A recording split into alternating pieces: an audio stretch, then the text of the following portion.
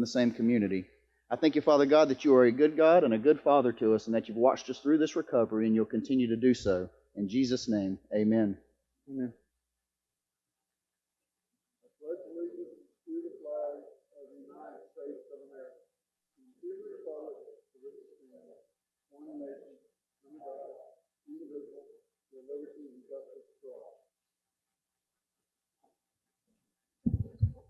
So thank you all for coming out this morning. And before I get started, if our staff members, if y'all see any more residents come in, if you would please, if the seat's still up, would you please, give the residents a seat? Thank you for that. Thank you all for coming out this morning. I'm sure y'all have seen the latest news, and unfortunately, we've got some more housekeeping business to take care of on items 18 and 19, and just one more black eye for the city of Lynn Haven, unfortunately. But we're going to keep moving forward and do what we have to do. On a good note, I received a letter this morning, and I have not read the book yet, but anything I can do to help a Lynn Haven resident. We've got a disabled military veteran who has written a book. It's available on Amazon, and the name of the book is, and I'm hoping this is okay for doing this, but The Life of an American Patriot. So if you're interested in reading a book, I think it's $9.95 on Amazon. You can help out a disabled military veteran who lives here in Lynn Haven. If anybody wants to see the flyer, I'll have it up here. But like I said, he asked if I could help, and we do what we can.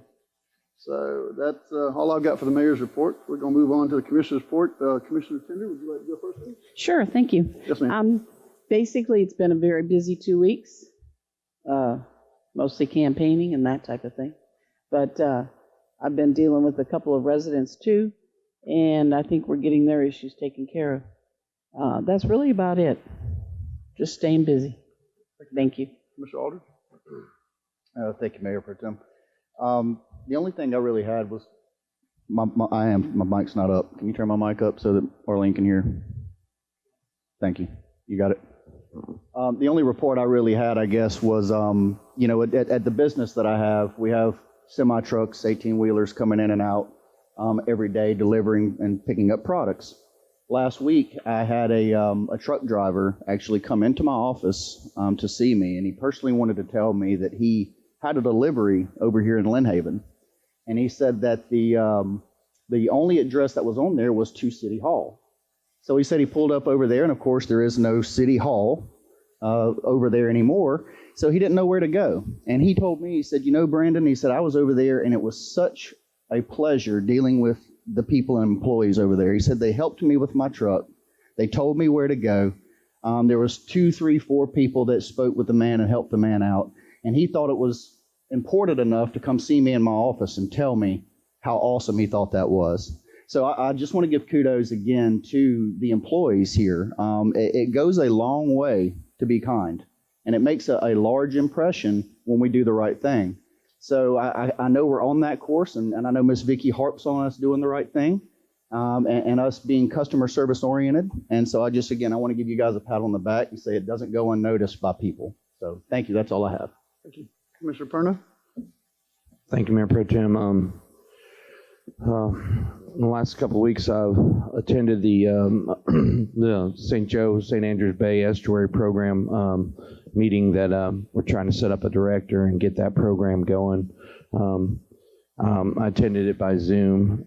It was also the same day as the TPO meeting, which was the day after the commission meeting and the Mill Bayou workshop. So that was a busy week. I'd just like to let everyone know, based on the TPO meeting, that was a hard vote, that last meeting. I know y'all agree on that, and I still want the citizens to know that we won't stop being in their corner on the traffic issues and what's going on out there. So I went an hour early and met with DOT and had a conversation with them, and their concern was, is this is this about the lack of, or the 390 project or whatnot? And I was like, we all agree that 390 widening would be the answer to some of the problems out there. Well, they said they had good news that there may be a stimulus program coming to them where 390 can get right back in, and we're hoping that that was an optimistic sign, and that was stated at the meeting also. Also, it was stated that they're going to start the resurfacing project on 390 from 77 to 231, and they didn't want anyone to be confused that when the work started happening, that it was the widening project. You know, when the very next thing or the last thing on our agenda item last time was to talk about the utilities and stuff for the resurfacing project, but we're getting ahead of it and making it for the widening project as well. So that being said, I think there may be something very good about the 390 widening project coming back in. I also think that we won't stop, being in the corner of the citizens. And I actually just had a conversation with Bobby, and we're gonna try to get with the county to see if they can't, when they're doing the resurfacing project, possibly add a turn lane out there by Cato Road, because they are going to be widening the road for a bike lane when it comes through. So I hope that I can appeal to the commission and say that let's try to stay on top of the county to see, because at the workshop they said they would be open to changing or doing something that they could get paid back by DOT for. To me, the whole idea of resurfacing a road and then turning around and widening a road kind of makes me scratch my head pretty hard about the money that gets spent. You know what I mean? So I think we have options. I think we can really get together with the county engineers and try to get this thing put to bed. And I want people to know that we're not done, working on things for them, even though we made a vote that didn't seem to go in their direction. So that's all I have to say about that. I did meet with one citizen, and she got with Chris Lightfoot. I'm on the email string on that, and I think you guys are too. And I just want to thank everybody for what they're doing, all the city employees and everybody. So thank you. Thank you, Commissioner Pruna. And moving on to the city manager's report. Yes. I have two checks before me, $373 and $32,928. One is to Crowder Gov, and that's for the PPDR that we just talked about in the budget workshop, and then the other one is to Tetra Tech, to make the commissioner aware of that. Before I go into my report, I'm going just to ask Kiki to come in and do a financial update if there are any questions that the commission has. Thank you. Thank you, Kiki. We started back, and we never stopped actually recognizing the employees of the month, but we actually have them come now. So that's one of the reasons you'll probably see a little bit more employees, because you'll see that employee and you'll see that supervisor. This month, employee of the month is Ron Lamar. Ron, would you come along with your supervisor, fire chief?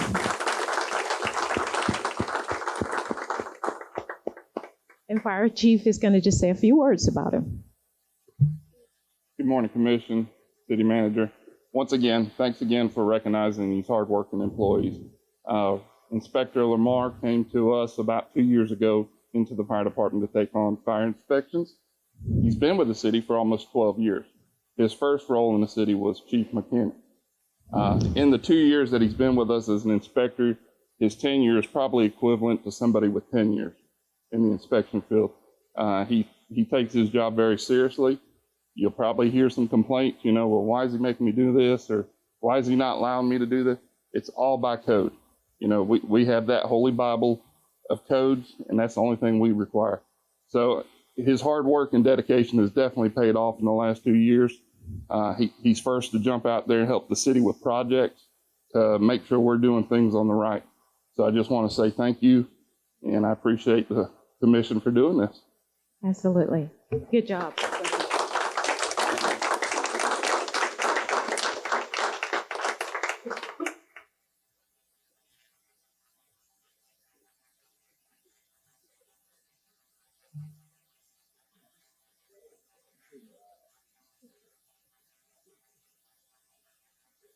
Thank you.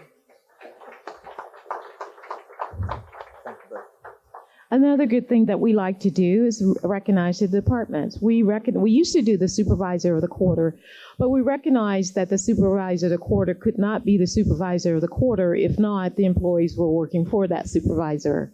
So I know it has department of the month, but it's actually supervisor department of the quarter. This month's department of the quarter is, I think everybody will agree with this one, stormwater division. Would you all please come forward? Chris Lightfoot, Bobby Baker, if you guys will come forward and receive this award. As you know, they have been working very hard to really clean up a lot of the stormwater issues. They beg for a lot of money, I can tell you that, but one of the things is we want our citizens to feel like they can live in their city without always being afraid that they're going to flood out. So you will see these guys working so very hard, and all of the work that they've done. I just want to say thank you. And the Department of the Quarter is voted on by their peers. So thank you guys very much.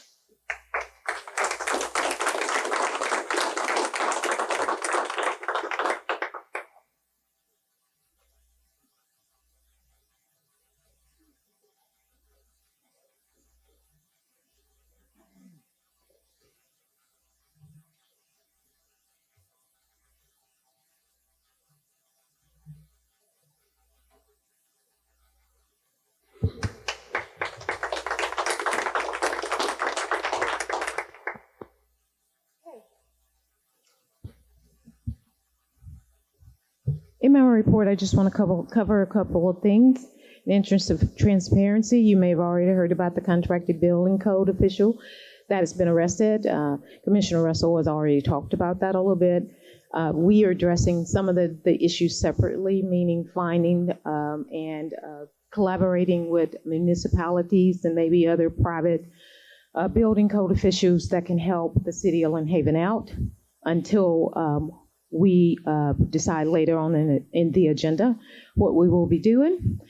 Great news, groundbreaking is May 19th. That's on a Wednesday for the municipalities, which will include New City Hall, Old City Hall, PD Chamber. That will be right out front where the OPD Chamber used to be. I'd like to thank Florida Architect for helping put this together and working with us, and Culpepper, who has stepped in and will be providing us with the shovels and hats. And so it's going to be a great time that we will be able to finally start the rebuild of the city. We also have been preparing for hurricane season. This is the time that the department heads get together, think about those things, and talk about those things that we did well last year, we didn't do very well, and actually go back and try to tweak those things so that we're ready for the hurricane season. Just so residents will know that sandbags are not just given out when there's a storm. We have those available to you all the time. You can go to Ken Griffin Park, pick up your bags, and then go out and fill your bags, sandbags, where you are ready to go. We are also working with the 4th of July celebration that's going to take place. As you know, last year we did not have a parade, but this year we will have a parade, and we will have the 4th of July celebration at night. That'll be on that Saturday, July the 3rd, because 4th of July is on a Sunday. So we're still working on that. Table Talk is May the 29th. That's on a Thursday at 5:30. We had a really great discussion, a good group of residents that were out this last time, and I hope you will come out and join us. This is where you ask your questions, you get questions answered. You get information, you get the real information I know there's a lot of noise that goes out with a lot of things, so I just want to be able to be very, very transparent and open with the residents, and they ask tough questions sometimes. Sometimes I have answers, sometimes I don't. But the most important thing is that they are informed. You'll notice that the blue lights that are kind of hanging around at night when you pass by, this is in really recognition. May is for National Law Enforcement Month. Last month we'd recognize Child Abuse Month, and so we just kept them up. So I just like to just recognize our law enforcement and thank them for the job that they do to keep the city of Lynn Haven safe at all times. Let's see. There are a couple other things that I want to bring to your attention.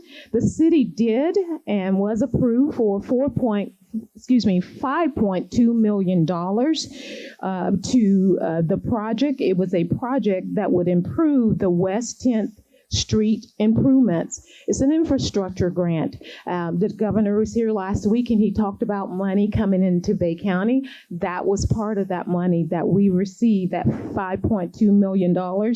And it will truly help with some of the pipes that around 1960s that hopefully, they won't collapse before we get to them, but we recognize that there's a lot of infrastructure that needs to be done. We continually apply for grants. We just found out that 2 more grants have made it into the next round, which we're pretty excited about, and that was project on Florida Avenue and then on Ohio Avenue, and that's the Minnesota Avenue sidewalk repairs as well. So we have a lot of good things going on in the city. Right now, we are in the midst of the rebuild, and just let me give you some numbers so you can know where we are in this rebuild here. The commission has already passed a couple of projects, and those projects, all of our projects are coming in within budget. As I can tell you, as I talk to other cities, their projects are coming way over budget, and ours are coming in, maybe $200,000, but that is a very small compared to some cities that are 6 million, 8 million, 10 million over budget. And so right now, if we were to rebuild this entire city and we could, rebuild it in a year, it would cost us about $28 million to rebuild this city. That is $28 million. We have close to $21 million in the bank for restoration. We have almost $11 million that we will receive from FEMA. And the way that works is once we start the rebuild, we pay the money, we can draw it down now. Matter of fact, we started the rebuild and we got the process to go forward. We would go in and say, can we get half of the money? Say, for instance, we have $1.8 million that is set aside for the PD and chamber. We can go right now, once that project is approved by the Environmental Historical Preservation Committee, and say we want half of that money. If we use up that money in a month, we can go and get the other half. That's the way 428 projects work. So there's 428 project for the Chamber PD. That's a 428 project. The sports complex is a 428 project. That is $2.7 million. That's for the building of the sports complex. And so right now, if that is passed today, it goes through, which has already been obligated. The only thing we now have to do is request half that money. If we use that, we can request the other half of that money. Same thing with parks. One of the great things that FEMA was doing for us is that they separated the A&E fees as opposed to construction fees of the parks.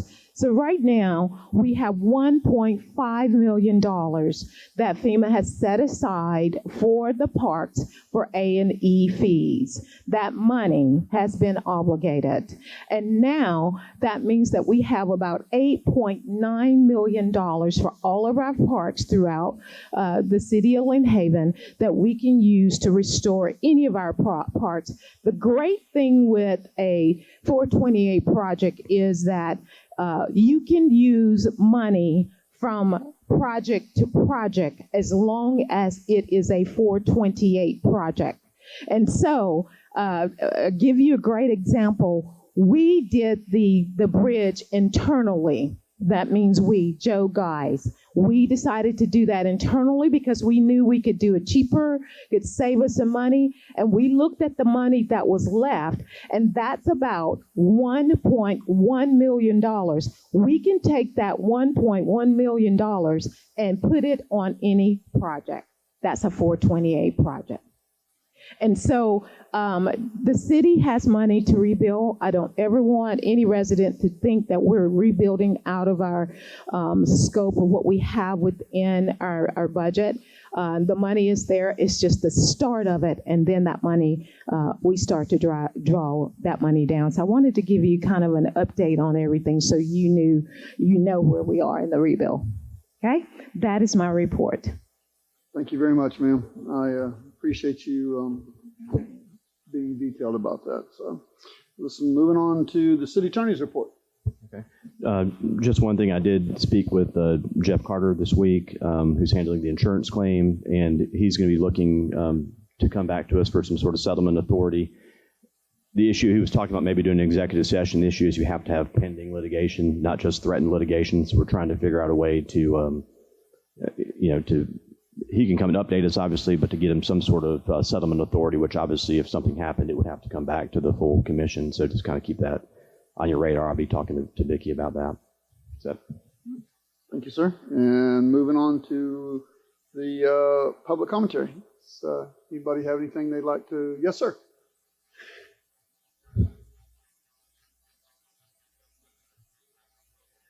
Gary Keel, 808 Minnesota. I understand that the park at the corner of Illinois and 9th Street has come under question. This commission voted a couple of meetings back to name it after my granddaddy, John B. Creamer. I was very proud. And now I understand that there is a person or a group of persons that are opposing it being named this. I don't know why. I don't feel like Oyster Bayou is an appropriate name when all the other parks in Lynn Haven are named after people. And as I say, this commission voted to name it John B. Creamer Park. And I have also noticed on the city's website that I think somebody is jumping the gun. It is already listed as Oyster Bayou Waypoint Park. And I was wondering why it is being called that. But Oyster Bayou, I have lived here for 75 years, and I spent a lot of time with my granddaddy, and I had never heard of Oyster Bayou until just a few days ago. And yes, it was at one point Oyster Bayou. And this goes way, way back. It was called Oyster Bayou back in the 1800s. A man by the name of Thomas Anderson moved onto property on the west side of Anderson Bayou in 1859. This is a long time ago. Lynn Haven had not even been thought of. It was not even the Civil War. Anyway, after he moved there, the bayou became Anderson Bayou, which I have always known it as, and my granddaddy always knew it as Anderson Bayou. So, I just want to let this commission know that I am opposed to it being named Oyster Bayou Waypoint. I don't know what significance that has, but I would appreciate it if this commission would stand by their vote and leave it at John B. Creamer Park. Thank you. Thank you, sir.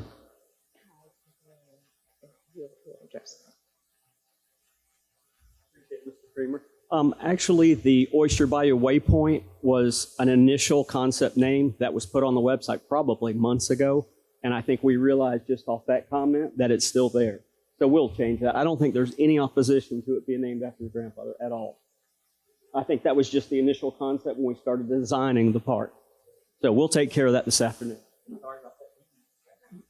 Thank you, Ty. Any other public comment? Yes, sir, Mr. Walker. I didn't even see you come in. Good morning, Mr. Walker.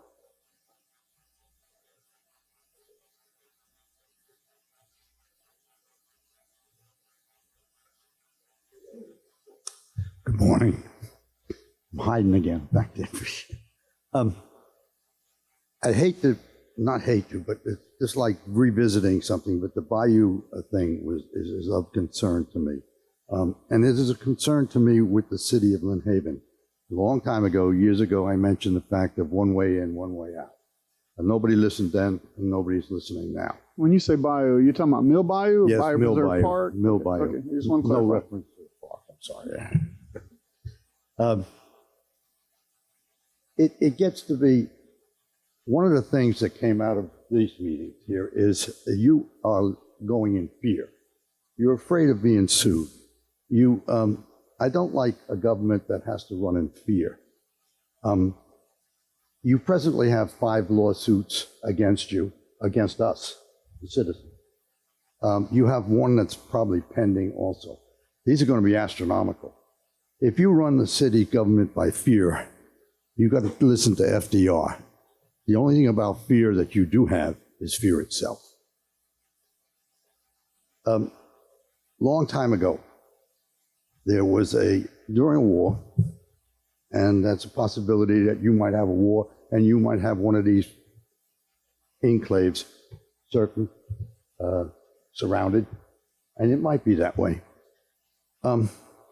It became apparent that they saved the lives of over 100,000 people that had one way out, had to fall on the civilians. And that way was by boat. And they did it with the help of the British government. The place was Dunkirk. The civilians launched. They were asked to help. The only way out to save those people was by boat. Now, I've been overseas, embassies overseas, and at times that we have to think about saving our people. In Monrovia, we had a United States carrier sit offshore. In South America, we had a cruiser sit offshore. On the land were the civilians, and they had to get out. They had to get out their way. The reason I'm saying this is you've got one way in and one way out of most of your places. In fact, your residence has one way in, one way out. You live in a gated community. This doesn't bother you. You live in a semi-gated community. Doesn't bother you. The people in Bayou, Mill Bayou, are going to be caught. And you know it. There is a way out. Mr. Lightfoot explained it to me. All you have to do is either eminent domain or buy the property on Pipeline Drive. And that's the way out. And you're saying, well, eminent domain is no good. That's true. How many pieces of property along 390 have been eminent domain? How many businesses have been lost? How much has been taken off our tax rolls by eminent domain to do one thing? Satisfy the safety of the people. And that's what's a concern at Mill Bayou right now. And you can do it if you can get over the fear. And you can win this. I appreciate your time. Thank you. Thank you, sir. Yes, sir, Mr. Scray. Hello, Ryan Scray. So at the last meeting, I had asked after the referendum for the charter had failed. My belief is that most people voted no because they didn't get to participate in making those changes. I had asked the commission to think about making a motion to set up some kind of community citizen-led initiative to do that. There was nothing done at the last meeting. So I reached out to a bunch of citizens to ask if they'd like to start on that. So I created a group called LH Charter Revisions. And the purpose for that is to form a citizen-led group to complete a comprehensive and total review of the Lynn Haven, Florida City Charter and propose amendment to the City Commission with the intent of a future referendum vote and or working with any city-created efforts to do the same. That group, there's about 9 of us so far. We're going to be meeting Saturday morning at 9 a.m. at Wild Root to talk about kind of what the intentions are, what we'd like to review in the charter, just various things like that. So I just wanted to let you guys know that. And then also if you still wanted to consider making a motion to actually have a city and citizen-led effort, I'm sure all 9 of us would be happy to participate in getting that comprehensive review done and getting it started now rather than waiting for, months down the road. So thank you. Thank you, Mr. Scray. And to your response. Anybody's welcome to join us Saturday morning at Wild Root at 9 a.m. if they like. Thank you. And to respond, would you please add a note to let's add an agenda item to the next commission meeting for discussion and possible approval to start a committee to review the charter? Yeah. Well, yeah, but we can start a committee to make recommendations for us. But would you just add it to the agenda for the next commission meeting? Thank you. I appreciate it. Yep. Any other public commentary? Oh, yes, ma'am. Come on up. And I think I saw Mr. Dixon in hand next, so we'll go Mr. Dick next. I'm sorry. Yes, ma'am. My name's Vicki Keel. If you don't mind, ma'am, could you hold the mic now? Thank you, ma'am. I live at 808 Minnesota Avenue as well. I live with this gentleman here, with whom I have lived for 53 years. I just thought, pertaining to the park, the little park, that's not just simply the family wanting aggrandizement for Mr. Kramer. I thought you all might like to know a little of the history of Mr. Kramer.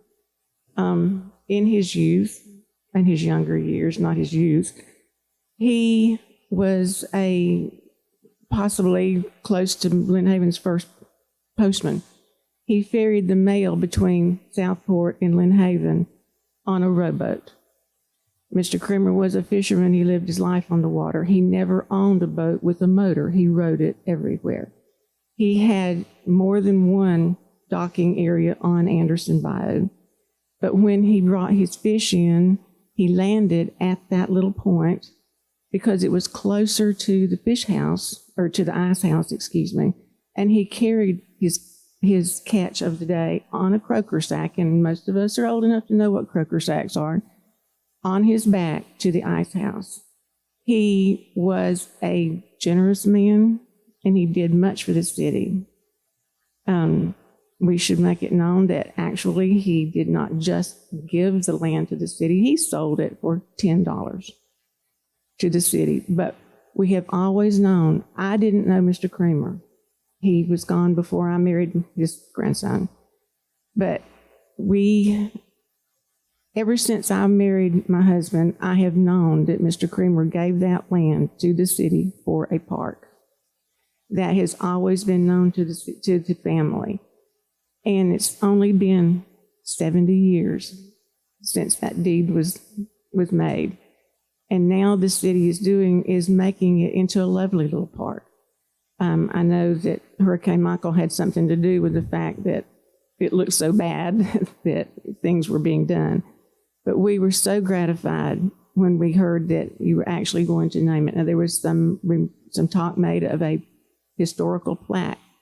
Lovely. That would be lovely if somebody wanted to put the history of the area on a plaque and put it down there as well. But we really are grateful, and we're very gratified that finally, at long last, Mr. Kramer was being honored for his gift to the city. Thank you. Thank you, ma'am. I think, Mr. Dick, I think you had your hand up next. Oh, did you want to say something? Oh, okay, I thought I saw you. Yes, sir, Mr. Dick. Brian Dick, 3217 Country Club. I'm a little confused with the numbers for what we've received or rebuild. Ms. Tenders told us that the sports park was going to cost $40 million. And we only got $4 million in insurance. So I don't understand. I'm a bit confused of where these numbers are coming from. If somebody could give me some clarity, that'd be great. I don't know where those numbers are coming from, but I know that we track everything that comes in terms of the city. We have received from insurance as of now $11,015,873.56. We saved from FEMA $9,921,154.70. And that gives us a total of about 20.9 million, or close to 21 million now since this last report here. And then just to go on a little bit further, remember that the governor did waive that we will get our money at 100%. So that gives us another additional $1.4 million that we will have in our pockets. And so basically, we've done the math. We have a spreadsheet that we keep up with all of the budgets that the commission approves, and it is nowhere near that amount. So I'm not sure where that's coming from.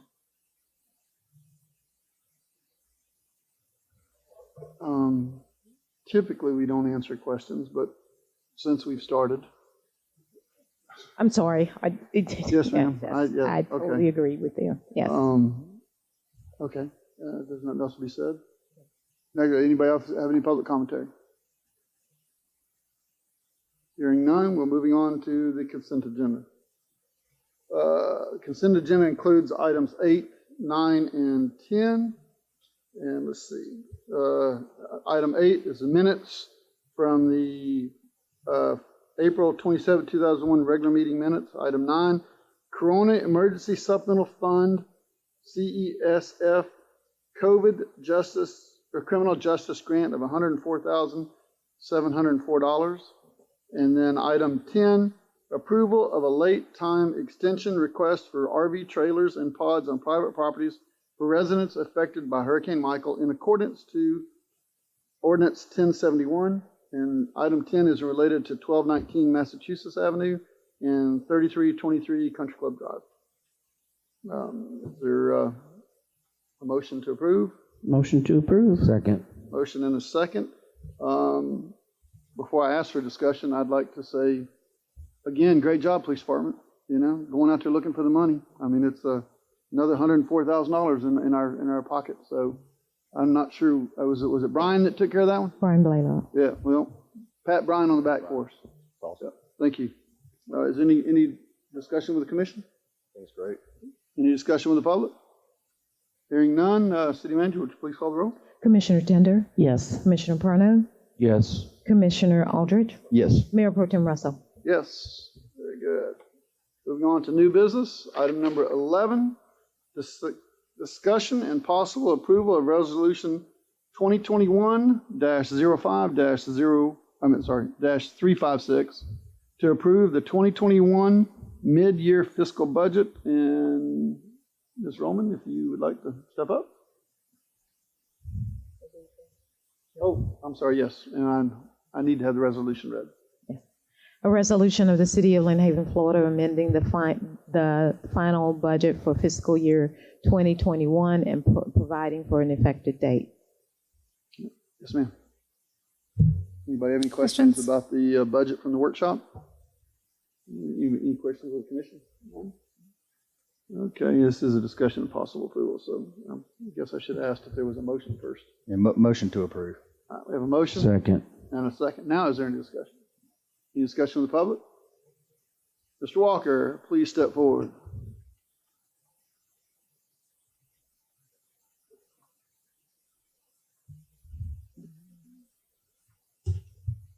This question could have been answered at the workshop had we been advised. I didn't know we had a workshop this morning. I didn't see it posted anywhere. I didn't see it told to anybody. I'm sorry I missed that. My concern here is, as a citizen dealing with the CRA, you have the CRA midterm budget in here. This is not the CRA board. you are the city. The CRA board you are going to approve a CRA board.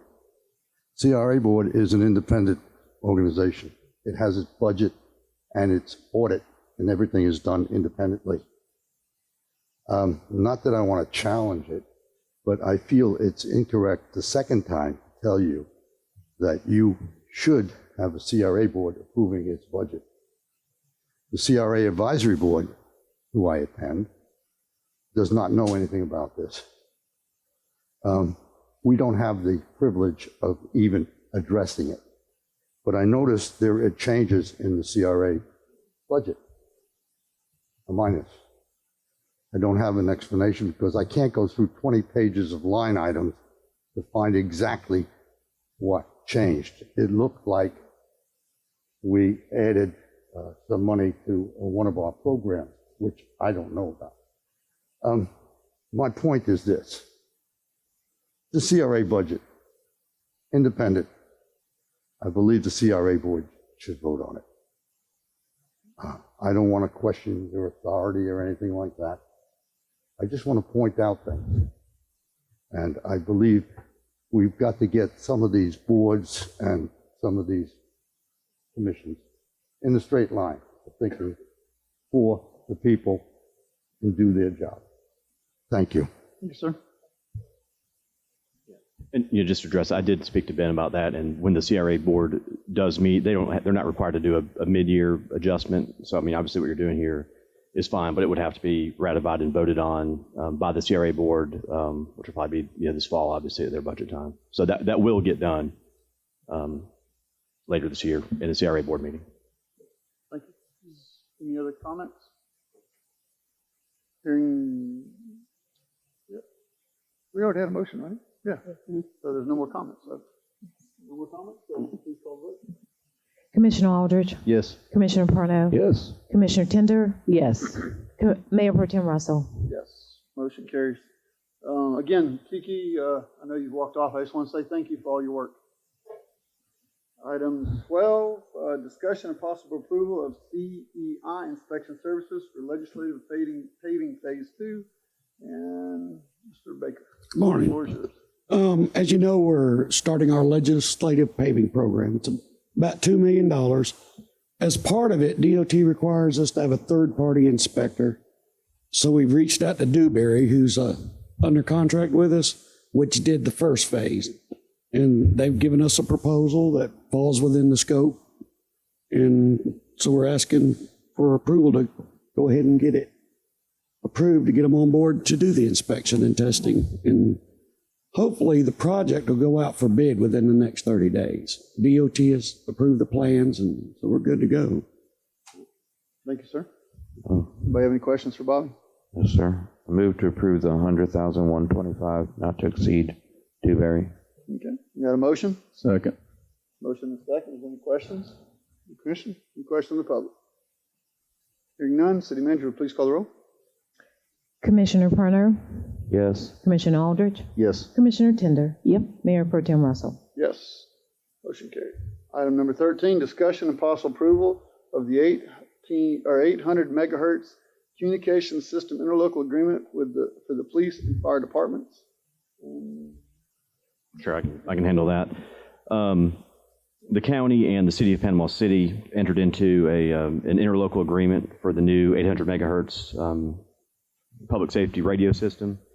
So it's a similar arrangement that we've had over the last 10 years or so. So they basically have mimicked that same arrangement. So the city and the county, Panama City and the county, have the initial interlocal agreement, and then all the other cities who participate in the radio system join on as third parties to that agreement. So that's what's before you today. The police and fire chief have looked at the numbers, and basically the main numbers based on the number of radios. Obviously, we have a full police department, full fire department, so there's a significant number of radios. So you'll see that's the $500,000 number, and then the rest of it would be system maintenance. And so basically, what the county has done is, based on your number of radios, each city has a proportionate share of ongoing maintenance. We're able to finance that through the county, or you could purchase it on your own. I think we're financing it through the county's radio system. And so what you have before you today, like I said, is the actual third-party agreement where we are agreeing to join into that interlocal agreement to join into that system. Thank you, sir. Any questions for the city attorney? So it's basically just the 10 years kind of sunset. We're just They upgraded, and there's a new upgraded radio system. So the old one They're having to get a new console and new radios. old one became obsolete, so they're doing a whole new system. And our payment for this is budgeted money. It will be in the next budget year. We have some of it in this budget year, but the majority will be in next. Is this payment a substantial increase over what we've been paying? Yes. Yes.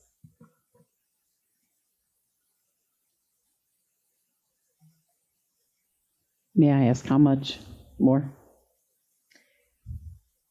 In your packets, it says that the total number of radios is 147 radio units, and the city shall pay to Bay County the sum of $505,000 and $357,000, the cost of the radio unit and the cost based on the ratio of the number of radio units that it has in the system compared to also the equipment and the infrastructure costs.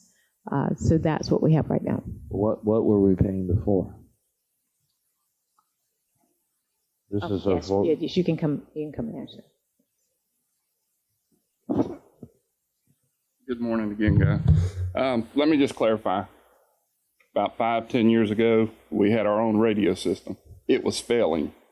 The county at the time graciously allowed us to get on their system with no cost, with the understanding that we moved to the new system. So, with that being said, unless we want to spend millions of dollars to build our own radio system, this is our best option. Plus, it allows us to communicate to the other municipalities in a state of an emergency. So before, we had a zero payment. Now we're going to have roughly $200,000 a year maintenance. Does that kind of clarify?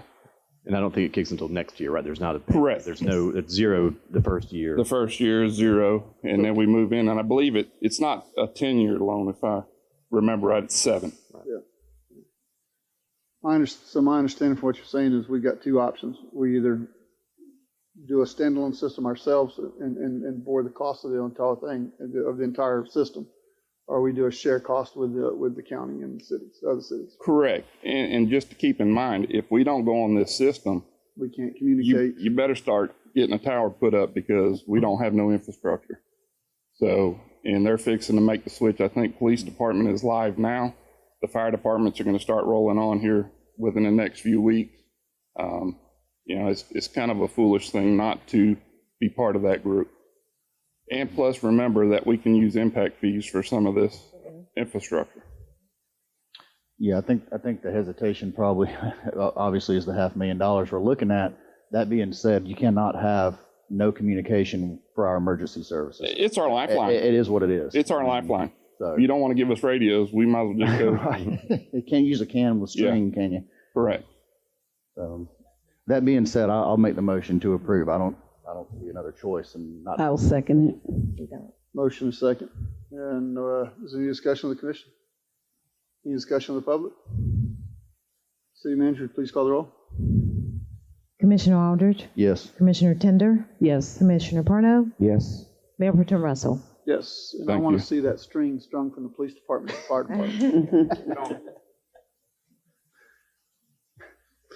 Let's see, moving on to item number 14, discussion and possible approval of the final acceptance of park construction equipment and assignment of warranty for the Lynn Haven Bayou Preserve, or Park and Preserve.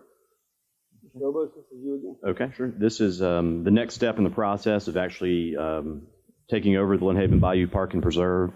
The Trust for Public Land, the not-for-profit entity that actually acquired those 97 acres and went and constructed it, all with the intent, with the donation agreement that's been in place of donating it to the city, is just about done. It's almost, I think it is substantially complete. So the next step is for them to have us enter into this agreement to accept those improvements and that equipment And the warranties basically, whatever unpaid contractors are out there will still be paid by the Trust for Public Land, and then we'll receive a deed and actually own that land in fee simple. I know we touched on it earlier as far as maintenance. There is a $3.5 million DEP grant that's already in place. That's a cost reimbursement. So once we get the deed and take over all the maintenance, we will have funds available for the next 10 years or until we spend that $3.5 million, whichever comes first. Just out of curiosity, do we have a date on when we will take possession and when we'll open? I know people are asking me, when are they going to get to go out there? No. They keep seeing that sign, Yeah. state will prosecute you if you get caught on it. We don't have that official date yet. No? Okay, all right, just curious. So what's the purview of the commission? Motion to approve. Second. Motion, second, Taylor, second, okay. Is there any discussion with the commission? Any discussion with the public? Hearing none, city manager, would you please call the roll? Commissioner Aldridge. Yes. Commissioner Parno. Yes. Commissioner Tender. Yes. Mayor Pro Tem Russell. Yes. Very good. Moving on to item 16, discussion and possible approval, no, I'm sorry, 15. Trying to I go to work that faster, I guess. Discussion and possible approval of City of Lynn Haven Sports Complex Phase 2, recommendations for award on portion 2A-civil. This is Vic Gainer. I believe you got something to tell us on this. Yes. So the bids went out, and we opened bids on April the 22nd. We had 6 bidders. They were from different parts of the state. The low bid was Quillen Powell Construction. Part of that bid was the civil part of it, and this is what I thought it was more transparent, as that we see the civil side of the site work first, approve that, and then look at the construction side. So the civil side, the site work, is $1.2 million, part of their bid. And so they were the lowest bidder, and we're asking you to approve that. And for clarification, this is site work for the Sports complex building. building. I'll make sure because we've already. Sports voted on that. complex Yep. building, not the ball fields. Fine. This is DAG, the $1.2 million. No, sir. This is DAG is going to, and that's two items down. But this contractor was the lowest bid. Quillen Construction, Quillen Powell Construction. Horizontal work for the construction for the building. I see it. It's a DAG letterhead. Well, they're the ones that they're the ones who were putting the project together and are handling it. Thank you, managing the project for us. Right. Yeah. Mayor Pro Tem? Yeah, ask a question. Of course. I remember distinctly that we talked about this, and city manager can answer this for sure. When we first voted to start with phase 1, it was with the caveat that we would have phase 1 paid for before we started phase 2. Have we done that? Is phase 1 paid for? Phase 1 is, the money is there to be paid for. The only thing we're waiting for now is for FEMA to tell us we can start that project. You guys have already approved it, and they are doing what's called historical preservation. They're going through making sure that there are no any type of environmental issues with our ball fields. Once they say that this can start, we start. You've already approved that project to start. Okay, but we still haven't paid for phase 1, is what you're saying, right? We have not paid for it, but we do have the money to pay for it. And how much was phase 1? Phase 1 for the sports complex ball fields was at $6.9 million. We have $8.9 million that has been set aside for FEMA. Okay. Thank you. And this item 15 is 1.221 million of the 6.94, right? Yeah. That is correct. You're Okay. exactly right. Okay. Mhm. Okay. Motion to approve. Second. We have a motion and a second. Is there any other discussion with the commission? Any discussion with the public? Hearing none, city manager, please call the roll. Commissioner Aldridge, Yes. Commissioner Parno, Yes. Commissioner Tender. Can I ask one more question, or no? Too late for that? We're in the vote. Sorry, ma'am. Okay, that's all right. No. Mayor Pro Tem Russell. Yes, motion carries. Moving on to items, if you want to ask a question now, please go ahead. Well, no, I realize that we did this whole project, or we're doing it all in phases. So phase one, you're saying that, and I just want to make sure that I'm understanding what you're saying. Phase one is 6.9 million. And how much is phase two that we're about to? 6.94 total. 1 point, yeah, it was in the packet. 1.221 for the horizontal work, 5.677 for the vertical work. Okay. Thank you. Yes, ma'am. Appreciate it. Yes, ma'am. Item 16, discussion of possible approval of the City of Lynn Haven Sports Complex Phase 2. Recommendation for award on portion 2B, the gymnasium, which we're calling the vertical work. Exactly. And we just explained that. Of course, we had 6 bidders. Quill & Powell came in as the low bid. The construction side of it is $5.6 million. Our budget was $5.4 million. These prices are really good compared to some of the other pricing that has come through from some of the other cities and the bids that are out there. We know that pricing is going up. And just so the public knows as well, once this is approved by the commission, they don't start work immediately. This project still has to go through some final phases in terms of, again, EHP has to go through FEMA. That usually takes about 2 months, sometimes a little bit less. And so we will see these projects probably stagger in terms of when they get started. Thank you, ma'am. So any discussion or questions with the commission? Mayor Pro Tem, if we put a limit, like, because there's change orders and stuff, so we agree to this now, we can cap it. Any change orders would come back to the commission. Sure, of course. but we can say not to exceed this amount, correct? You can do that. Sure. Yes, ma'am. Oh, yes, sir. I'm sorry.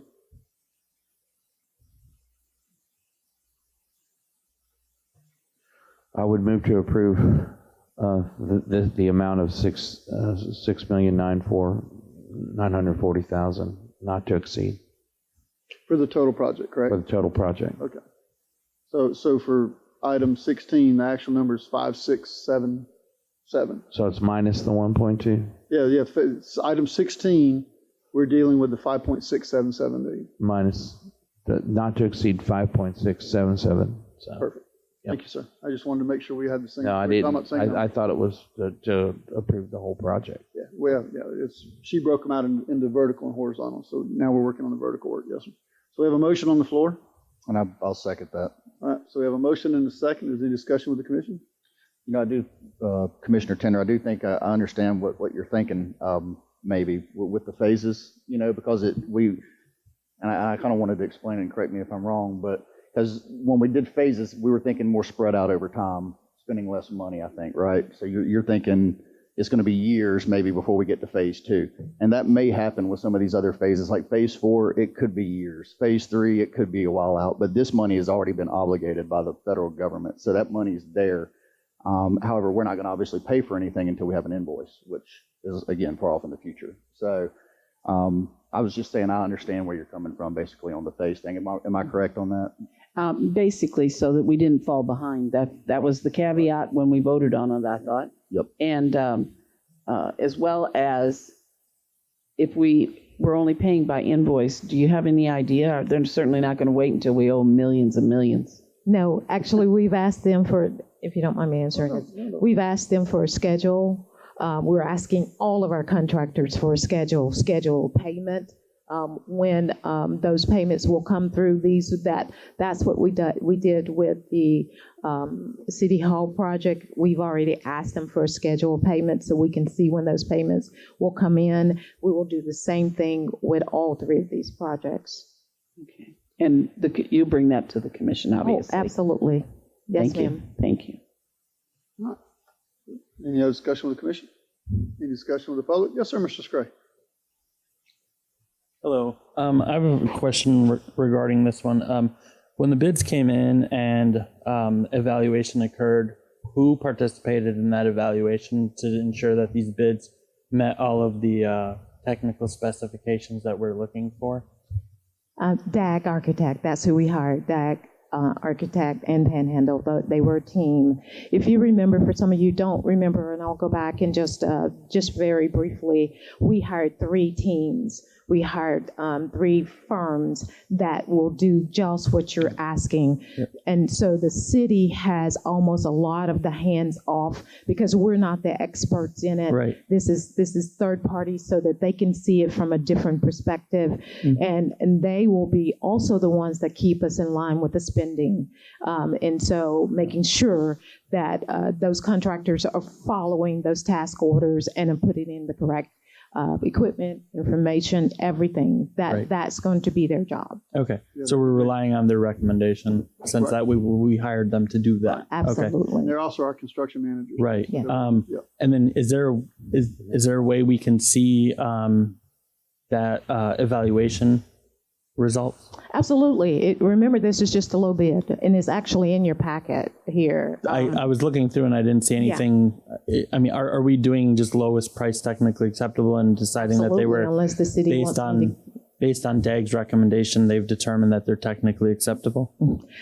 It's based on not only DAG's recommendation, but it's based on the pricing here. If you look at the pricing of all of the Right, but contractors. pricing aside, it was just determined by DAG that they're technically acceptable? Right, yeah, Yes. they'll look at open all the bids, make sure they meet all the technical Right. specs first, and either if somebody doesn't, they'll just throw that bid out or disqualify it or reject it, and then of all the ones that are qualified to meet the specs, they'll present the price, low price. Okay. And we do that in front of the public. So we will Okay, put those is up. there a notice of when the bid openings are? Absolutely. Where is that posted and how far in advance is that posted? When any project is over $250,000, it has to be advertised for at least 30 days. Okay. We just did not advertise here in Bay County. We advertised in several different states. Well, I think it was Alabama and Georgia. But the bid opening specifically, when is that It public? says that in the ad, when the Okay. bid opening will be. And that tells you exactly when it's opening and where it is? And then Okay. we have it posted on our website as So well. anybody from the public could have come and attended? Anyone. Anyone can do that. Awesome. Thank you. For the record, I stayed clear of that bid opening because I didn't want any. Yeah.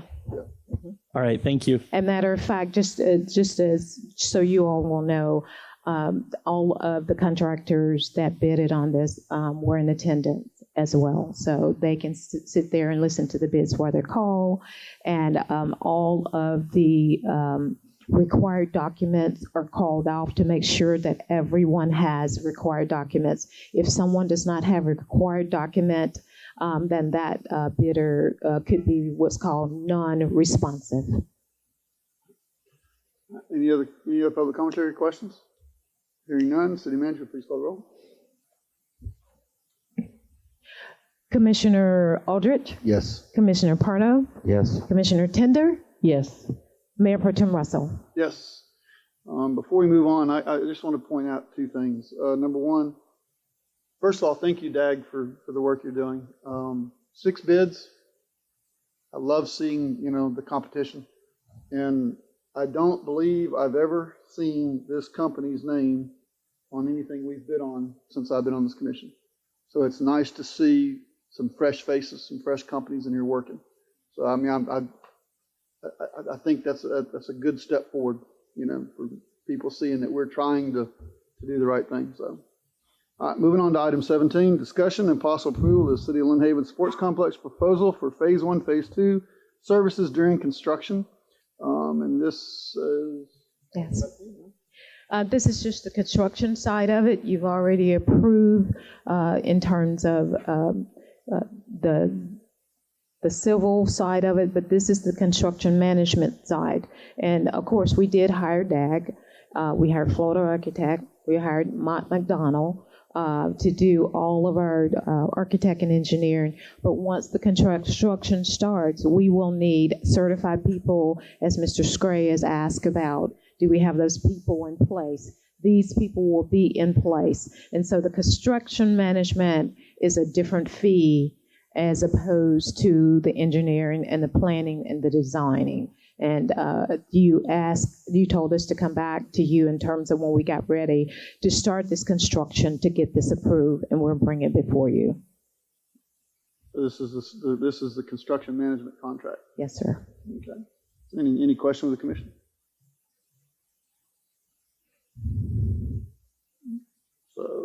Motion to approve. We have a motion. Second. We have a motion and a second. Now, is there any more discussion with the public or the commission?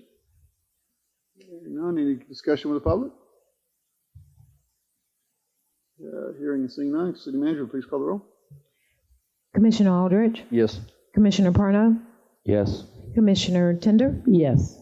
Mayor Pro Tem Russell. Yes.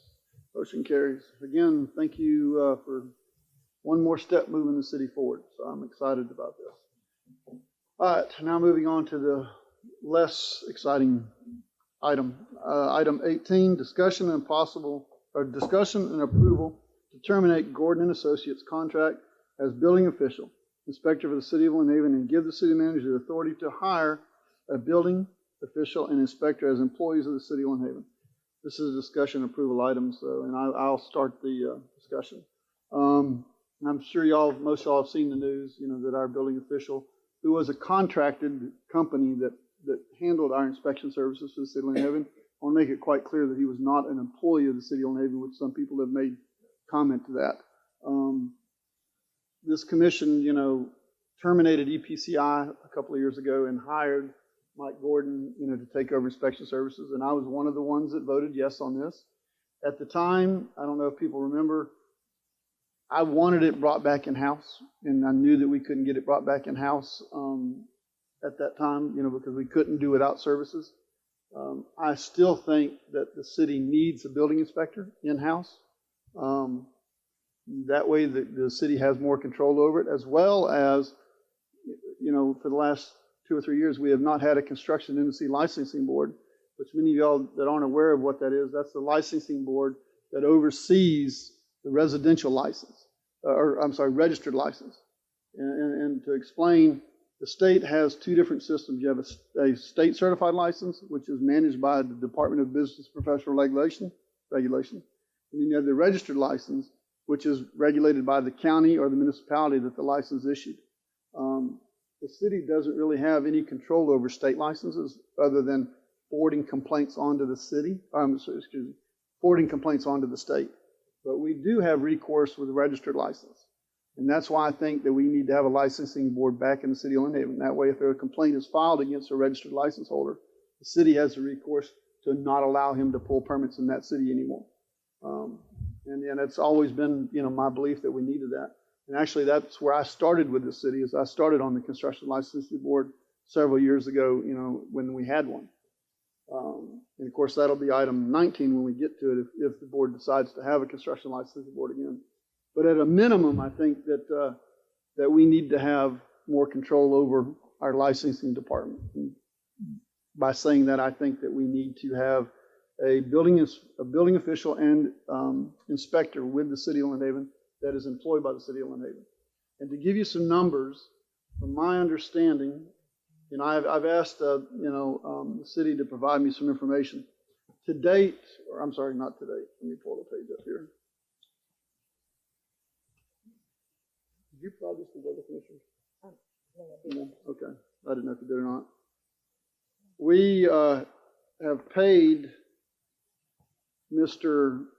Gordon's company. Give me just a second to find the right page here. These pages are sticking together.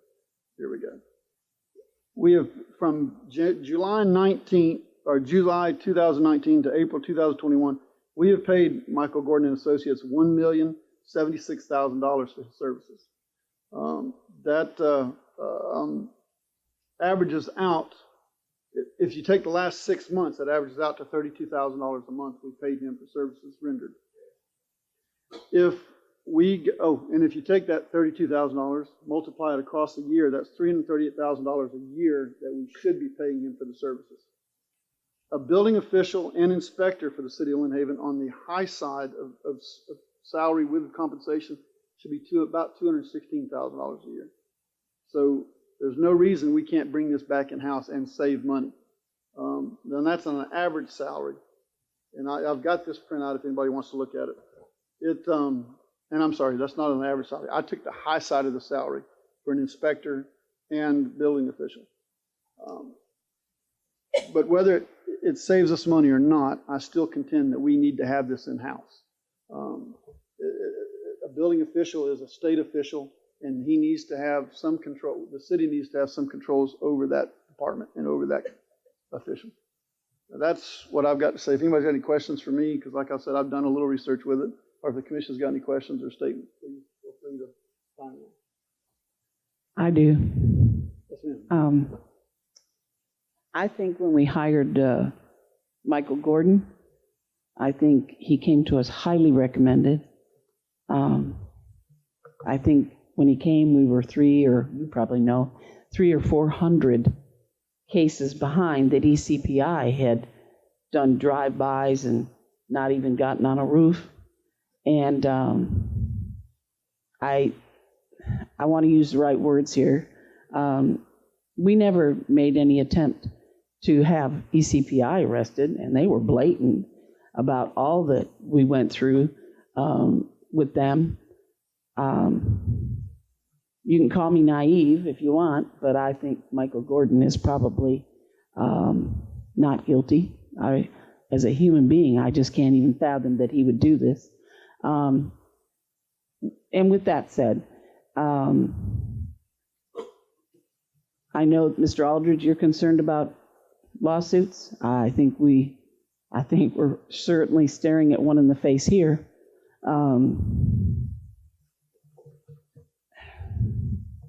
I don't know. Without him being guilty, it reads that we're here to vote on whether we fire him or not. Yes, ma'am. Okay. May I respond? I'm sorry. Oh, that's just my opinion. I feel like, I don't know. I'm very questionable of the whole thing. Okay. My comments to that would be, number one, EPCI was contractually negligent. I don't think they ever did anything illegal. They had licensed inspectors doing the work. Mm-hmm. They were deficit in the work they did, but that was a decision they made, but they were licensed to do the work. Mike Gordon, from what I'm being told by the police department, was negligent in the work that he did criminally. I don't know how this city moves forward. If we don't terminate him, that means he is still the city of Lynn Haven's building official, meaning that he still has to produce or conduct the inspection. How can you have somebody conduct inspections when there is a criminal charge, being pressed against him?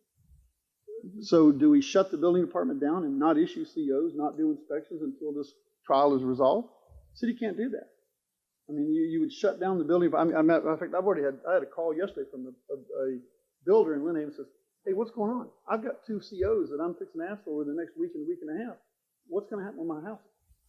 So we're already getting calls about how is the city going to move forward. I assured him that we are reaching out to the county, and we reached out to Panama City Beach, and we're trying to find interim inspectors to help us move forward. Mm-hmm. But the city can't sit still. I agree. No, I agree with what you're saying. Now, we currently, if I'm mistaken, you correct me, okay, because you and I have talked about this, city manager. We currently have a lawsuit against us from our old city inspector. McQuaig. And that group? That is for private provider. Yeah, McQuaig, actually, that lawsuit is not in regard to EPCI. No. That's in regard to them wanting us to subsidize the inspection fee. Yes. That's a completely different matter. Mm-hmm. They were not our inspector. EPCI was Bob Creel's company. And can't think of the other guy's name. Al. Anyway, I can't think of it. Wilson. Al Wilson, yeah. How is he not part of that McQuaig? He was originally our building official here. He was an employee of the city of Lynn Haven prior to EPCI. Okay. That lawsuit isn't related to him being an employee. Right. That lawsuit's in relation to the state allowing contractors to have private inspectors, and then they expect us to subsidize their work. How will we have checks and balances if we were to hire an in-house? I mean, how can we keep up with, and I'm not saying it's not a good idea, we're discussing it. How do we keep track of what a city building inspector is going to do? How do we keep track of that, since the organizations or the groups we've hired in the past, they're paid per call or per permit or whatever. If we hire an in-house, how do we keep track and keep tabs of that person? Well, first he'd be an employee of the city of Lynn Haven, and we could verify that he's certified to do the inspections. Second of all, the building department tracks inspections now. The issue we have with Mike, his company, is that he had employees that weren't licensed to do the inspections. We had no verification process to determine who he hired. He was the licensed building official. It was his job to make sure his employees are licensed to do work. If the employees work for the city of Lynn Haven, it'll be our job to verify that they're licensed. And you're saying that he did not go back out after those employees and verify anything? I have not done any inspections. I'm going based on what the police department has told me. Okay. And okay. Yeah. I mean, I'm kind of concerned about the whole lawsuit. I'm going to take your place now. Even though I agree with what Mr. Walker said, you don't operate out of fear at all. But it's my understanding that currently, City of Lynn Haven has like 15, 17 lawsuits against it. No, that is not correct. That is not correct. No, okay. That is not correct. And Mr. Walker's correct. It was like 5 or 6. Yeah, it's about 6, I think. Yeah.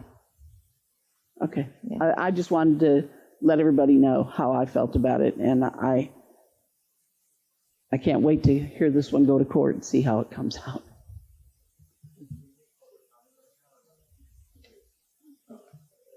Let's let the commission finish their discussion.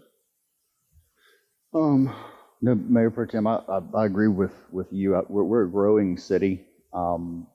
As you can tell, going up 390 or 389, we all feel the effects of the traffic going home at 5 o'clock in the afternoon, or coming to work in the mornings.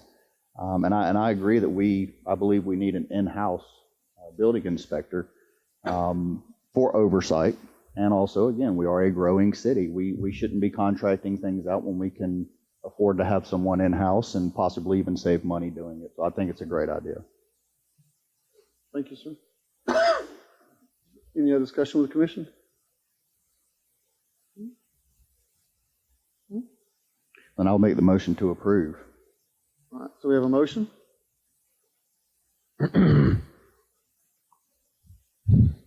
I'll second the motion, but I would like to say, what are we going to do in the interim? I know you said we reached out to the county and the Panama City, but what is the ironclad plan to keep the inspections going? We have reached out to both the county and the municipalities. And what were their responses? And the county said that they would help us. We have 28 inspections that we know we need to get done, and they're going to help us get through those.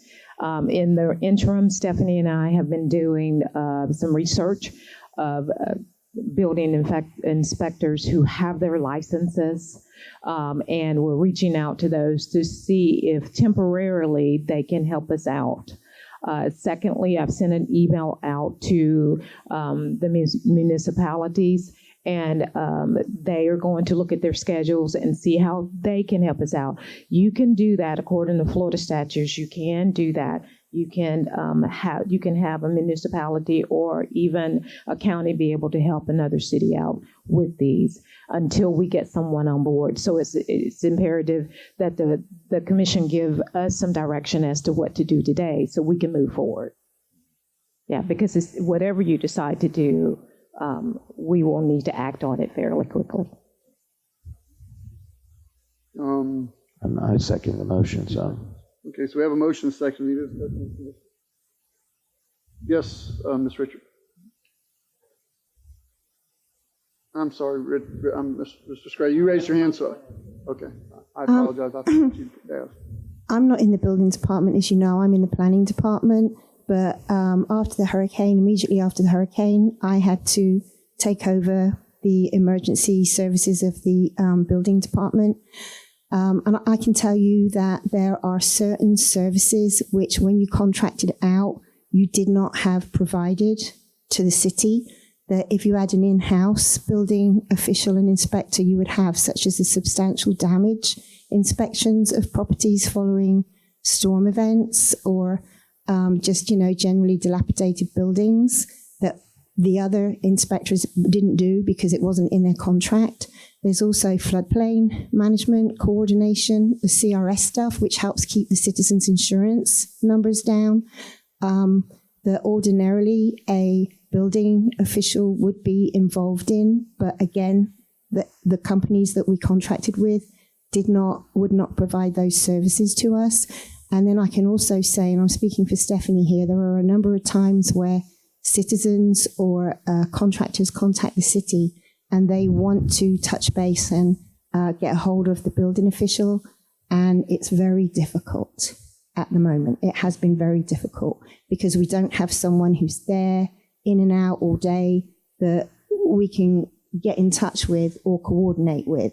So I just wanted to put out there that there are certain other advantages to having a building department, because right now we do not have a building department, we have a permitting office. Whereas if you hire people in-house, we'll have a full building department. Thank you, ma'am. Yes, sir, Mr. Scray. So somebody who bought a home here last summer, a few concerns. First off, addressing whatever happened in the past, it happened. How do you deal with it? Ms. Tinder has concerns about ongoing lawsuits. Or indictments that can take years. Maybe work with the attorney to figure out, can you suspend that contract until that indictment or what trial, whatever happens, is done. In the meantime, it sounds budget-wise like we can hire more than one person in-house. Yes, It sounds like we can afford two. Yeah, we're looking I know there's residential versus commercial. I talked with somebody in the building industry about that. You want to make sure that they have the correct specializations. The benefits of hiring in-house, regardless of what happens with that arrest and possible trial, it sounds like the benefit is to hire in-house. I know Panama City Beach had in-house stuff before they hired the same individual. What are those guys doing? Has anybody reached out to them and see if they want to apply? Yes. In the interim, I think you guys are on the right track. Try to get somebody through, just to do the next few weeks till Ms. Gaynor can get her hiring process done. But just as a resident who bought a home, now I'm wondering, did this guy inspect my house before I bought it? I had a couple of people reach out to me too and say the person that they had inspect walked around and just poked at their roof with a stick.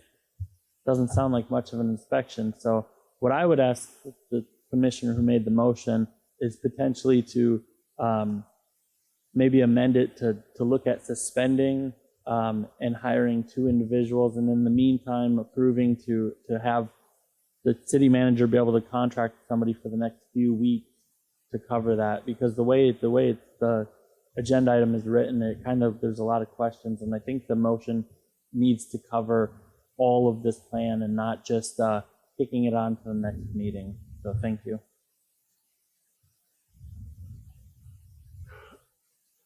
That being said, Commissioner Aldridge, your motion, for clarification, was it to terminate Gordon and to hire two people? I did not spell that out in the verbiage. I can certainly amend my motion. We would need the second amended as well. So, but if you want to, we have one more. Oh, yes, sir.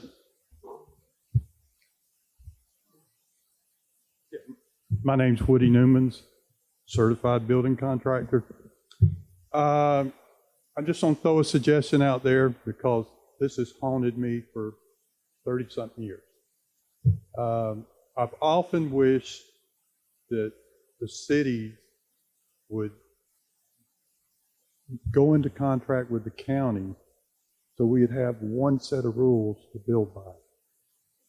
I know y'all have never been through this, but when I go to Actually, I have. Okay, I go to Lynn Haven, it's a different set of rules to get a permit. When I go to the county, it's a different set of rules. Even though code is the same everywhere, we all fall under the state, but each county or each city has their own little. Now, I like the way, not who they get their inspections by, but planning and zoning for Panama City gets, you have to go through their approval for anything you do. And then after that, it's released to someone else. So the city's not giving up any control on the things that concern them, i.e. setbacks, and does this fit into our plan and stuff like that. But after you start the process, then it's building code. And, maybe the cost would be similar, but it would certainly help the builders out. And I'm just speaking maybe for a small group, if we had some consistency. And same group of inspectors, same rules. And I think it would be better for the county and the cities as a whole if we consider something. Thank you, sir. For clarification, I'm a state certified building contractor as well. Yes, sir. John? Okay, go ahead, Ms. Parker. Yes, sir. Jerry Parker, Red Place. I was one of the ones that complained about EPCI. It was horrible. I mean, absolutely horrible. 25 exposed nails, incorrect drip plate, and exposed wood. That's what EPCI did for me. Then when I came to commission meetings, I started coming to them after the hurricane. I was under the impression that Mike Gordon was in-house. Okay, this is the first time I'm hearing that he was contract. Okay, because everybody said, we're going to hire in-house, we're going to hire. So when he came on board, fine. So that resulted in 2 roofs for my house. Okay, the first one had to be totally taken off. It's a whole nightmare story. However, so City of Lynn Haven, their new inspector came out, did not get on my roof at all. I actually spoke to the man when he came out, told him what my EPCI whole situation was, still did not get on my roof. Called Panama City, called City of Lynn Haven, talked to Mike Gordon. Mike Gordon is the only one that got on my roof from the city, the only one. So my question is, first of all, when was his contract be up? When will his contract be up? Do we know? And prior to this investigation, would he have been rehired if this investigation did not go on? I can't speak to that. Okay. Thank you. Thank you, ma'am. Yes, sir, Mr. Walker. Oh, I'm sorry, Mr. Walker, if you don't mind. John was, yes, sir, John. Sorry about that, sir. Good morning again. Don't see me up here very often. Been with the city almost 28 years. Prior to these contracts, inspectors, we had our own in-house inspector. We have a working relationship. As a fire inspector of over 20 years, we worked hand in hand with the building inspector. Every time we've hired a contract inspector, it's never been the greatest. We're always catching things. We're all human. We're going to miss some things. But with our own in-house, it seems to work a lot better. And I think if you look at it, the building department can be set up almost as an enterprise fund. They're supposed to be able to pay for themselves. So regardless of what we do, I think we need to move to an in-house situation. Thank you, sir. Thank you. Thank you. Yes, sir, Mr. Walker.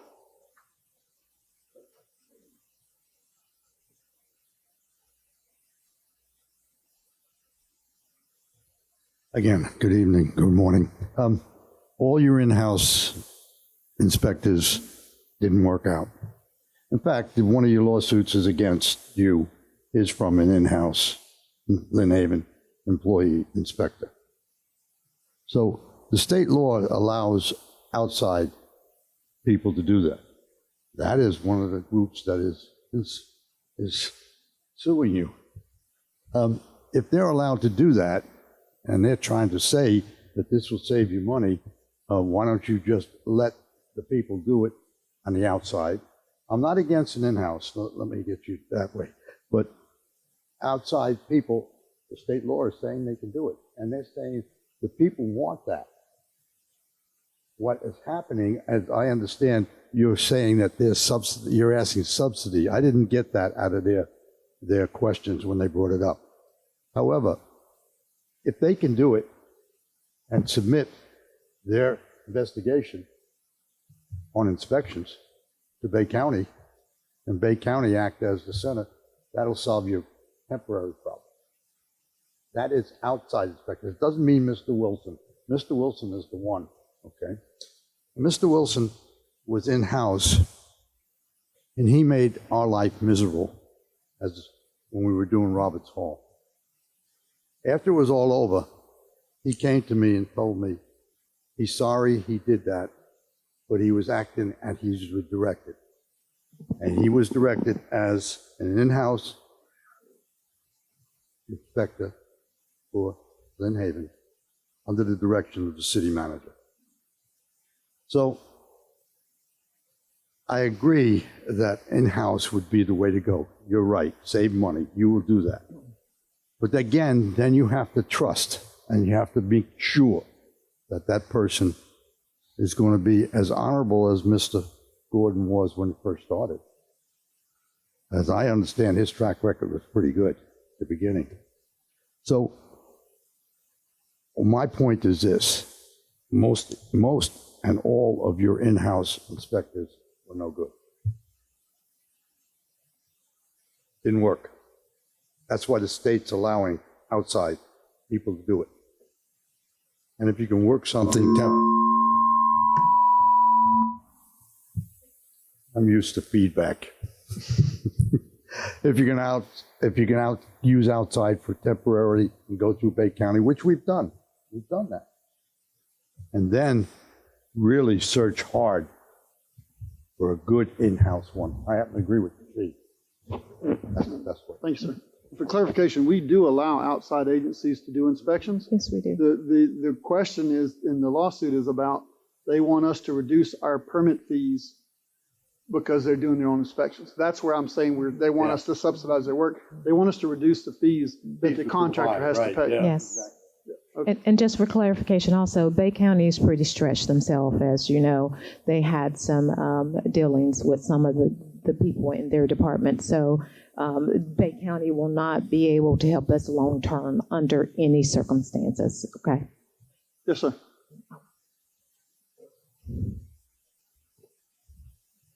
My name's Tyson Scott with Coastal Code Services. I am a private provider.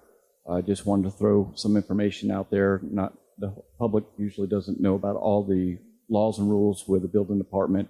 In the absence of a licensed building code administrator, the building department actually stops. There's no inspections, no certificate of occupancies and such, everything. Just wanted to say we're 3 weeks out from being in hurricane season. The building department's not running right now as we speak. I'd like to offer my services as a temporary provider until you get your permanent fix. I think you guys are moving in the right direction for a permanent fix and hiring somebody. But I just want to throw my name out there as a building inspector of 18 years, building code administrator, and FEMA disaster certified. Bay Home Builders Association had a meeting with Bay County Tuesday before last, and they're talking about how they're way behind with permits and such. So I'm just saying, again, we're offering to help you, and we can start right away to help you guys get caught back up. So thank you. Thank you, sir. Thank you. Oh, yes, ma'am.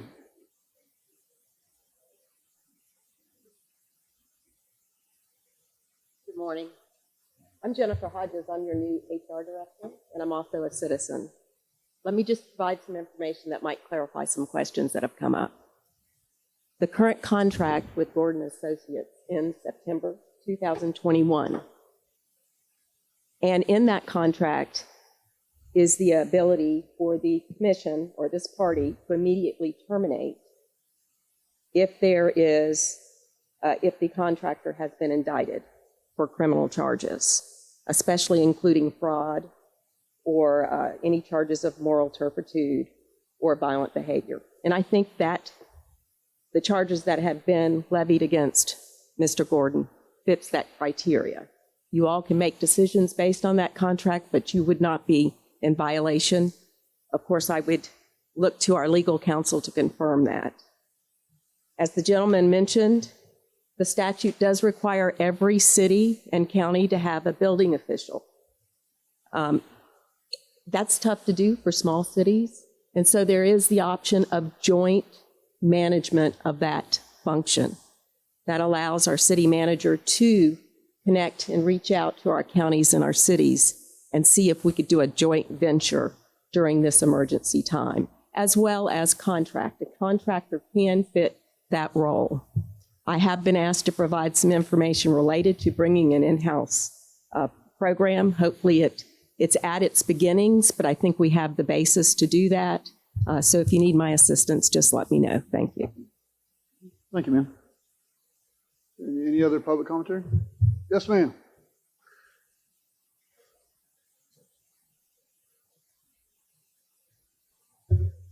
I guess it's all kind of confusing. Growing up here in Panama City and stuff, I've talked to a number of people. Mike Gordon has an impeccable reputation. I can't help but think this is personal, based off of a CO that was needed, and some work that needed to be done in order to get that CO. I also want to go ahead and say, you know, you had a developer here, Mr. Gordon Thames, who he is company E and person D in the ABCs of corruption concerning Scott Maddox. It's a printed article, and you all received it. Sure. But he got a buy. He got a pass. I think, you know, the truth is going to win out here.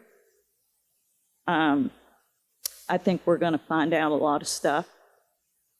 I think that there was poor handling of how he was picked up. And I think that how quickly everyone went to the press as though they really, really, really wanted to do some harm. That's what I think.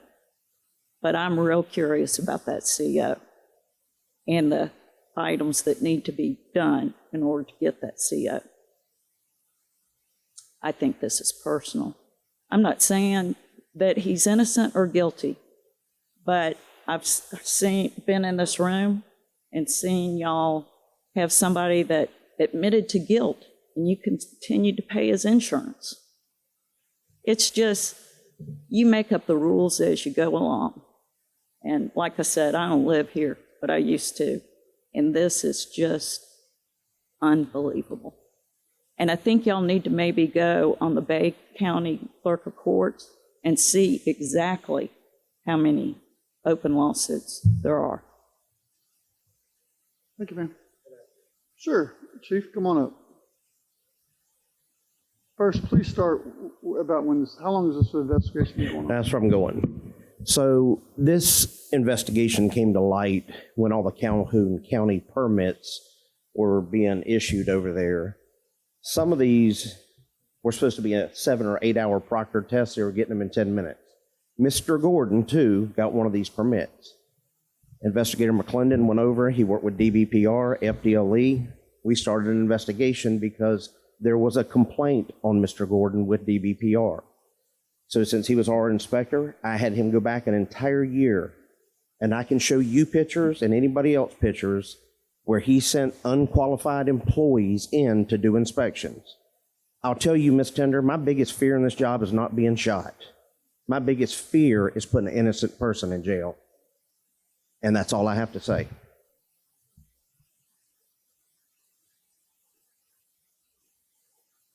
Any other public commentary? Hearing none, I think we have a motion and a second on the floor. You have to amend your motion. Yeah, what were you amending? I have forgotten. I think it needs to be in a couple steps. You know, one would be whether or not to terminate the contract for the causes discussed today, and then the second would be direction to the city manager.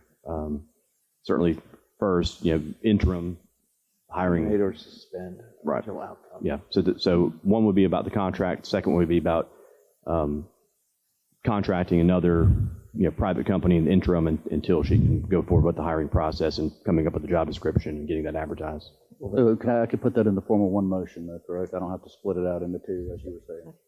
It's on the agenda, and it's written in that sense here. And then just to go back and also say, our HR director just got up and told you what is actually in his contract, and it does say contract as contract as a building official or inspector with the city and give the city manager the authority to hire a building official and inspector as employees for the city. Doesn't say that we have to use a temporary service until we hire someone? Well, I mean, We need to. She'll need that authority as decide well. what we want to do. Right, So what if right. the motion is second? Right. How this is So- going to move forward. And we've got a motion and a second on the floor. I'm either going to call the vote unless y'all either rescind your motion or amend it. Okay, I will amend the motion then. I'm going to go with our law enforcement. I make the move to terminate Gordon and Associates as our contracted building official going forward. And then I also want to give approval from this board to the city manager to get out and find someone interim until we can hire an in-house inspector. Did that work, Mr. Attorney? Yes, that'll work, because at the time, a job description needs to be created, so that'll come back when actually, if we do go in-house, but what your motion is will cover us. Okay, thank you. Right now. Okay, so you want to amend your motion is Mr. Prono willing to amend the second? Yes, and I'll second that motion. Okay. So we have an amended motion in the second. Is there any other discussion with this commission? No. And I've seen a hand raised, so you're done? Okay. So is there any other discussion? Hearing none, City Manager, please call the roll. Commissioner Aldridge, Yes. Commissioner Parno, Yes. Commissioner Tender, No. Mayor Pro Tem Russell. Yes. Motion carries. Moving to item number 19. Discussion approval to reestablish the Construction Industry Licensing Board for the City of Lynn Haven. I think I pretty well explained what that board is earlier. So if there's any questions about what a Construction Industry Licensing Board, please feel free to ask. This is volunteer board. It is a volunteer, non-paid board. Usually made up of a business or citizen of the city, and then a building contract license, usually electrical license, and usually a plumbing license contractor. It's on the board, and what they do is they review complaints brought to that board by the building official to determine whether a registered license holder will have, whether he's found innocent, guilty, or what's going to happen to his license in the city of Lynn Haven. But it only affects registered license holders. State certified license holders, all that board can do is forward that complaint on to BPR for determination on what the state construction industry licensing board makes a determination by state licenses. And that's exactly what they do. They wouldn't research our impact fee process or anything like They're that. the construction industry licensing board is strictly there to deal with complaints brought to the building official, the contractor licenses. Do they, when they bring their complaint, is there a place in Bay County where we already have one of these? Where if you have a complaint, you would go to? For the city of Lynn Haven, no. No. Because we don't have one, but the county has Bay one. County. Panama City Beach has one, yes. And then do we collect a fee? Is there any revenue to having our own or what would be the benefit of having our own? If you can already do it in Bay County. Control of registered license holders. In Lynn Haven. In Lynn Haven, yes. We can restrict them from not being able to have full permits in the city of Lynn Haven. I was just going to add that in our Unified Land Development Code, it states that we have one, and apparently we used to have one, but then it was dismantled probably when we started contracting out. So in our ULDC, it says that we have one.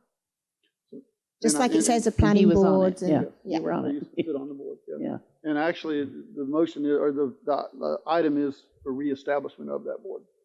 And what, do you know exactly why they got rid of it?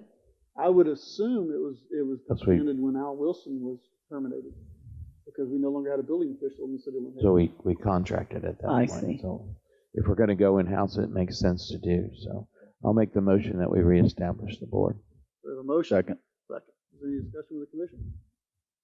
There's no cost to the city to operate the board. It's Right. a volunteer board. Yeah. And basically what we'll do is just bring back an ordinance to reestablish it and put it in our code. I think she said, I think it's already there. It's a matter of, It's in the LD. Yeah. Okay, we'll look and see how, sometimes it's a separate ordinance in our code of ordinances, not in the LDC, but I'll make sure it's thank you. there. Any discussion with the public?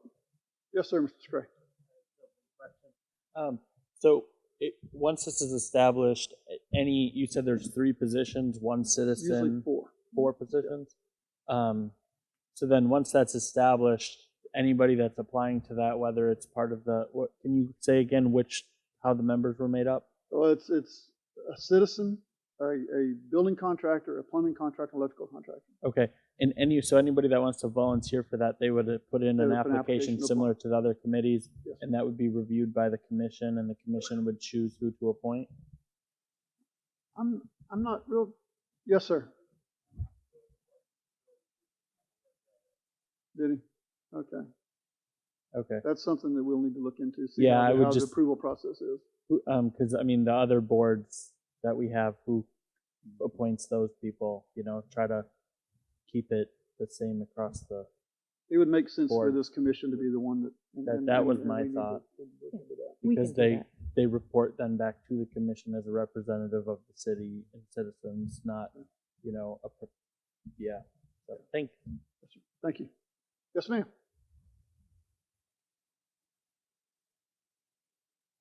I have one final question going back to the roof situation. If a private citizen chooses to have an independent inspection because of the problems, will the city of Lynn Haven reimburse them for that fee? That would be my question. Since we've had so many problems, and I'm telling you, everyone in Bay County should have a private inspection because they were done so haphazardly that there's going to be problems with roofs in Bay County.